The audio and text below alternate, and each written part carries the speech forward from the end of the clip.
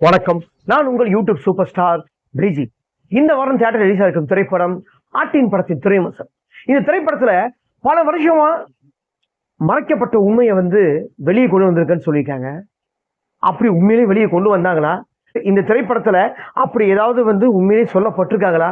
இந்த திரைப்படத்தோட கதை என்னன்னு பார்க்கறதுக்கு முன்னாடி கல்லாப்படி தமிழ் யூடியூப் சேனலை மறக்காம சப்ஸ்கிரைப் பண்றேங்க, லைக் பண்றேங்க, ஷேர் பண்றேங்க. வாங்க பார்ப்போம்.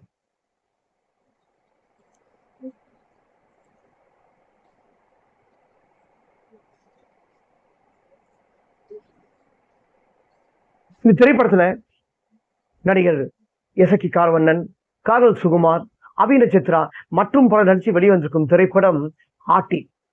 இந்த திரைப்படத்தோட ரைட்டர் திருமுருகன், இந்த திரைப்படத்தோட டைரக்டர் கிட்டு, இந்த திரைப்படத்தோட தயாரிப்பு டைரக்டரும் நடிகருமான எசக்கி கார்வண்ணன், இந்த திரைப்படத்தோட இசை சீனன். இந்த திரைப்படத்தோட கதை என்னன்னு நம்ம பார்ப்போம். இந்த திரைப்படத்தோட கதை 1880 வெள்ளக்கார காலத்துல நடந்த ஒரு உண்மையான சம்பவத்தை தான் படமாக்கியிருக்காங்க டைரக்டர். அதாவது என்ன சொல்றதுன்னா, அந்த காலத்துல இந்த வெள்ளக்காரங்க என்ன பண்ணாங்கன்னா, பெண்களை அந்த அளவுக்கு ஒரு பெரிய ஒரு கொடுமை பண்ணியிருப்பாங்க. சாதாரண கொடுமை இல்லை. இப்ப நம்ம பாலியல் வன்கொடுமை சொல்றோம் பாத்தீங்களா, அதை விட பெண்களை ஒரு மோசமான நிலைமையில அந்த வெள்ளக்கார காலத்துல பார்த்துருப்பாங்க. அந்த மாதிரி ஒரு காலகட்டத்தில் இருக்கும்போது தான் ஒரு 4 பெண்கள், ஒரு 4 பெண்கள் சொல்ல, ஒரு 5 பெண்கள் கூட சொல்லலாம். இப்போ நம்ம எப்படி சிங்கப்படை நம்ம சிஎம் ரைட் இருக்காரு, அந்த மாதிரி அந்த காலகட்டத்திலேயே அதாவது நான் சொல்றது 1880 வெள்ளக்கார காலகட்டத்திலேயே ஒரு 5 சிங்கப்படை பெண்கள், அந்த பெண்களை யாராவது அந்த பெண்களை காப்பாற்றுறதுக்கு வரமாட்டாங்களாம் சொல்லும்போது அந்த பெண்களை காப்பாற்றுறதுக்கு தைரியமா வருவாங்க. வெள்ளக்காரங்களுக்கே அந்த சிங்கப்படை பெண்களை பார்த்தா ஒரு நடுக்கம், ஒரு பயம் இருக்கும். அப்படிப்பட்ட சில சீன்ஸுகள், காட்சிகள்லாம் ஆக்ஷன் சீக்வன்ஸ் எல்லாம் இந்த திரைப்படத்துல அமைக்கப்பட்டிருக்கும், நம்ம காட்டப்பட்டிருப்பாங்க. ஏன்னா இந்த மாதிரி நம்ம ஒரு சம்பவம் நடந்தது. ஏன்னா ஊட்டியில எடுத்திருக்காங்க. ஊட்டியில ஒரு கிராமத்தில் நடந்த உண்மையான கதை. அந்த கிராமத்தில் நடந்த கதை, இப்படி ஒரு கதை அந்த ஊர்ல இருக்குமா, நடந்திருக்குமா, நம்ம பார்த்துருப்போமா? ஏன்னா இன்னைக்கு நம்ம புக்கு படிக்கிறதுக்கு நேரம் இல்லை. படிக்கிறோம், என்னடா புக்கு, ஐயோ போயினே, ஐயோ தூக்கம் வரத்தை அப்படி சொல்லி மூடி வச்சிருவாங்க. அந்த மாதிரி காலகட்டம் போயினுக்குது.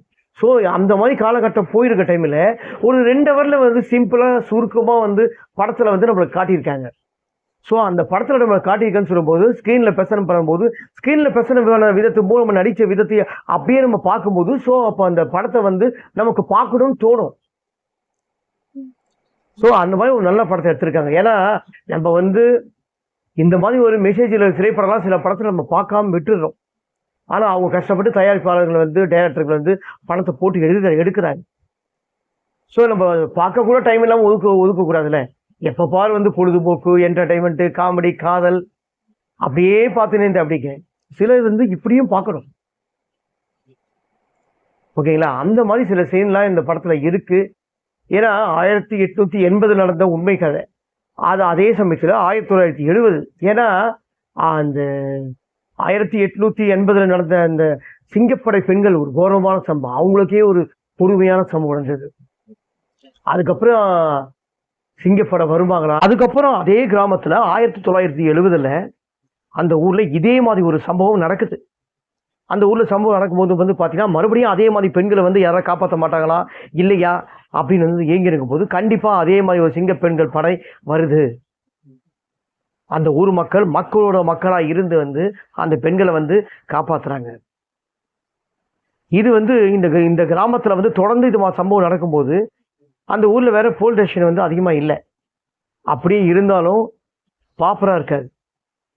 அந்த மாதிரி இருக்கும்போது போலீஸ்கார கண்டுபிடிச்சாலும் இந்த ஊர்ல ஏதோ ஒரு சம்பவம் நடக்குது, ஆனா வெளியில தெரிய மாட்டுது அப்படின்னு இன்ஸ்பெக்டர் சொல்றாரு. அதாவது அந்த படத்தோட கதாநாயகன் இன்ஸ்பெக்டர் தான்.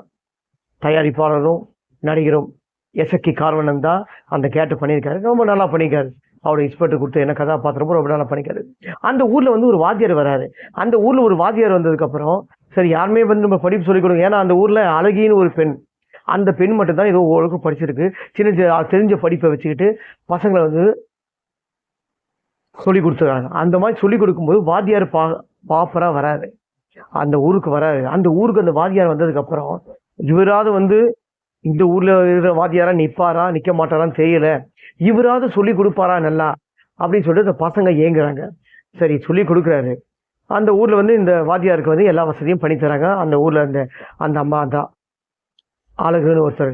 அந்த வாத்தியார் என்ன பண்றாரு, அழகு பேருக்கு ஏற்ற மாதிரி உண்மையிலே நீ அழகா தான் இருக்க அப்படின்னுமா. அப்போ உடனே அந்த அழகுக்கு வந்து டவுட் வருது, என்ன இப்படி நம்ம எட்டவனை இப்படி பேசுறான்னு சொல்லிட்டு. ஸோ அவரோட நடவடிக்கை எல்லாம் பார்த்தீங்கன்னா அடுத்தடுத்து வந்து மோசமா இருக்கும்.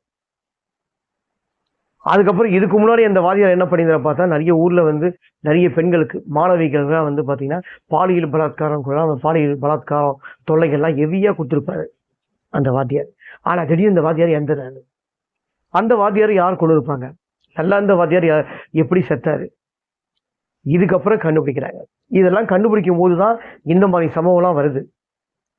ஸோ வந்து எதுக்கு நான் சொல்றேன்னா, அந்த காலகட்டத்திலேயே வந்து பாலியல் பலாத்காரம் வந்து பாலியல் தொல்லை வந்து தொல்லை குத்துனே தான் இருக்காங்க, பாலியல் பலாத்காரம் பண்ணிட்டு தான் இருக்காங்க. அதுக்கு ஒரு முடிவு இல்லாம தான் போயிருக்கு. 1880 இருந்து வெள்ளக்கார காலத்துல இருந்து இது நடந்துன்னு தான் இருக்கு.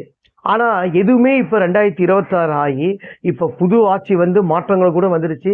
ஆனா இந்த மாதிரி சம்பவம் நடக்கிறது வந்து நின்னுச்சா இல்லையா? நிக்கிற. அதாவது குற்றங்கள் மேற்கொண்டு வந்து அதிகரிச்சுன்னு தான் இருக்கு. ஆனா குற்றங்கள் வந்து குறைஞ்ச மாதிரி தெரியல. அதுக்கு காரணம் என்னன்னா சட்டம். சட்டம் வந்து சரியான வந்து குற்றம் செய்பவர்களுக்கு, அத முக்கியமா பாலியல் தொல்லை கொடுக்குறாங்க பாத்தீங்களா, பாலியல் பலாத்காரம் செய்பவர்களுக்கு தண்டனை வந்து குறைவா இருக்கு. அந்த தண்டனை வந்து அதிகமா இருந்ததுன்னா தவறு செய்வது யாரா இருந்தாலும் தவறு பண்றதுக்கு ஒவ்வொருத்தரும் வந்து பயப்படுவாங்க. சோ வந்து குற்றங்கள் குறைவா இருக்க தொட்டு என்ன நடந்தா பாத்துக்கலாம், இப்படிதான் நம்ம பண்றாங்க, வெளியே வந்துடலாம் அப்படின்றாங்க. அதனாலதான் இவ்வளோ வருஷமா வந்து இது மாதிரி தவறுகள் நடக்குது. மேற்கொண்டு எப்படி நம்ம ஊர்ல டெக்னாலஜி எப்படி வளர்ந்ததோ, ஸோ வந்து குற்றங்கள் வந்து முக்கியமா பாலியல் பலாத்கார தொல்லைகள் வந்து அதிகமாக தான் இருக்கிறதை கண்டு 2026லயும் இன்னும் குறைஞ்ச மாதிரி தெரியல. அதுக்கு தண்டனை அதிகப்படுத்தணும், ஒரு கொடுமையான தண்டனை. பெண்களுக்கு யார் வந்து தொல்லை பண்றாங்களோ அவங்களுக்கு வந்து ஒரு கொடுமையான தண்டனை கொடுத்தாங்கன்னா இந்த குற்றங்கள் குறையும். அதனாலதான் இது மாதிரி படங்கள்லாம் நமக்கு எடுத்து காட்டுறாங்க. ஸோ இது மாதிரி படங்கள்லாம் வந்து அரசாங்கம் வந்து பார்க்கணும். இது மாதிரி படத்தை அரசாங்கம் பார்த்து இந்த திரைப்படத்தை வந்து நல்ல ஒரு இது பண்ணணும். அந்த நமக்கு நமக்கு என்ன சொல்றதுன்னா, பல வருஷமா மறைக்கப்பட்ட உண்மையை வந்து வெளியில கொண்டு வந்திருக்காங்க. ஸோ அரசாங்கம் இந்த படத்தை பார்த்து இது பண்ணாங்கன்னா நல்லா இருக்கும். இந்த திரைப்படத்தில் வந்து அந்த அழகி கதாபாத்திரம் ரொம்ப நல்லா பண்ணியிருக்காங்க. அதுக்கப்புறம் காதல் சுகுமார் அவர் வந்து அவர் கொடுக்கப்பட்ட கதாபாத்திரம் என்னவோ ஸ்க்ரீனில் ப்ரெசென்ட் பண்ண விதம் நல்லா இருக்கு. அவர் வர கதாபாத்திரம் காமெடியா இருக்கு. மொத்தத்தில் இந்த திரைப்படம் வந்து பார்க்கலாமா வேணாமாங்க அப்படின்னு கேட்டா கண்டிப்பா ஒரு தடவை பார்க்கலாம். இந்த படத்துல என்ன விஷயம் இருக்குன்னு நம்ம தெரிஞ்சுக்கலாம்.